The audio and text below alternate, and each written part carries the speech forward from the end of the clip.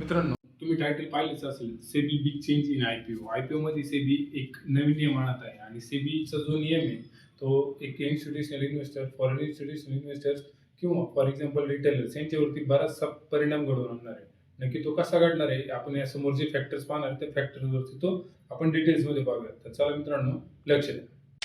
आता तुम्ही पाहता बरेच लोक ज्यावेळेस मार्केटमध्ये आय-पी-ओ जनरेट झाला का लगेच बाईंगला पळतात. पण मग मोठ्या कंपन्या त्या लॉन्च करताना त्यांना 10% हिस्सा हा विकणे बंधनकारक राहायचा का? त्यांना तो विकायचाच आहे.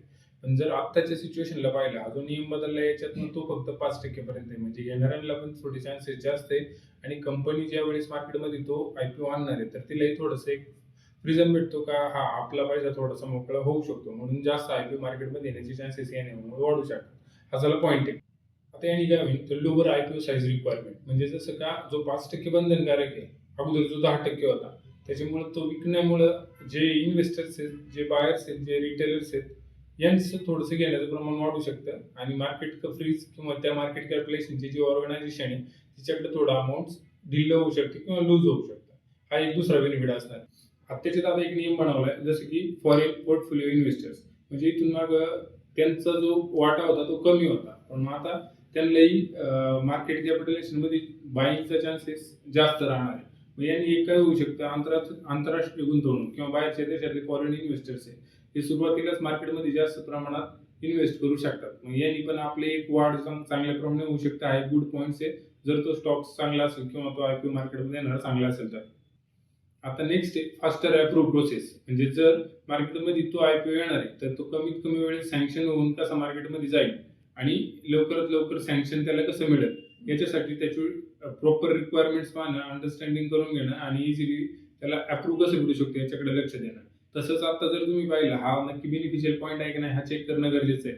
कारण मार्केटमध्ये सध्या एसएमई आय-पी-ओ तर येतातच आहे, मेन बोर्डिंगचे आय-पी-ओ पण येतातच आहे, पण आय-पी-ओ येण्याचं प्रमाण भरपूर वाढते आणि त्यात सेबीने असा डिसिजन घेण्याचा विचार केला की अजूनही जास्तीत जास्त आय-पी-ओ मार्केटमध्ये लॉन्च होऊ शकतात. ते जे लॉन्च करतात त्यांच्यासाठी पण बेनिफिशियल आहे आणि इन्व्हेस्टर याच्यासाठी पण असू शकतात.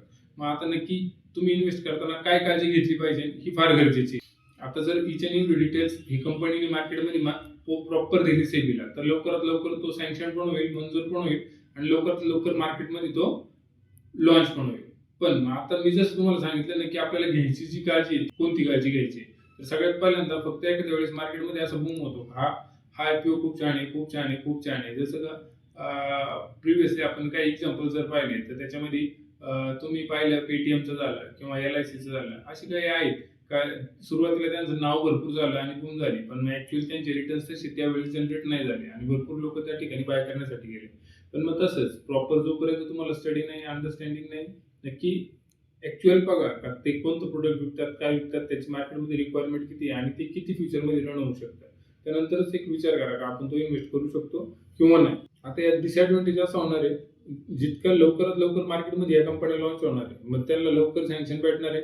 तर एखादा अशी पण कंपनी असू शकते की जी कंपनी जास्त ग्रो नाही आणि लवकर लवकर सँक्शन होण्यासाठी ती काहीतरी कागदपत्र समथिंग करून लॉन्च वगैरे होतीये का, अशी थोडीफार 1-2-5% गडबड होऊ शकते. मग त्यावेळेस असं चुकीच्या ठिकाणी तुमचा पैसा जायला नको किंवा इन्व्हेस्ट व्हायला नको, यासाठी रिसर्च करा, त्यानंतरच त्याच्यामध्ये इन्व्हेस्ट करा. आता या झटपट प्रोसेसमुळे ज्या कंपन्या ऑलरेडी कमकुवत आहेत म्हणजे ज्यांच्याकडे काहीतरी थोडंफार वीक असू शकतात पण त्याही त्यांना बेनिफिशियल असल्यामुळे त्या लवकर लॉन्च होण्याच्या तयारीत येऊ शकतात आणि त्या लॉन्चही होऊ शकतात. मग त्यावेळेस आय-पी-ओ विदाऊट स्टडीचा तुम्ही घेऊच नका. हा तुमचा मुद्दा कायम कॉन्स्टंट ठेवा. आणि सगळ्यात महत्त्वाचं आय-पी-ओचा जो प्रोस्पेक्टस आहे म्हणजे इच अँड एव्हरी डिटेल्स जे दिलेले असतात ते प्रॉपर वाचा. त्याच्यानंतर ती कंपनी काय करते डिटेल्समध्ये अंडरस्टँड करा, तिची नीड रिक्वायरमेंट आहे का पहा आणि त्यानंतरच विचार करा तुम्हाला तो इन्व्हेस्ट करायचा आहे का नाही. तुम्हाला हे बदल कसे वाटले तुम्ही तुमच्या कमेंट्सद्वारे सांगू शकता. भेटू आपल्या पुढच्या व्हिडिओ, तोपर्यंत धन्यवाद.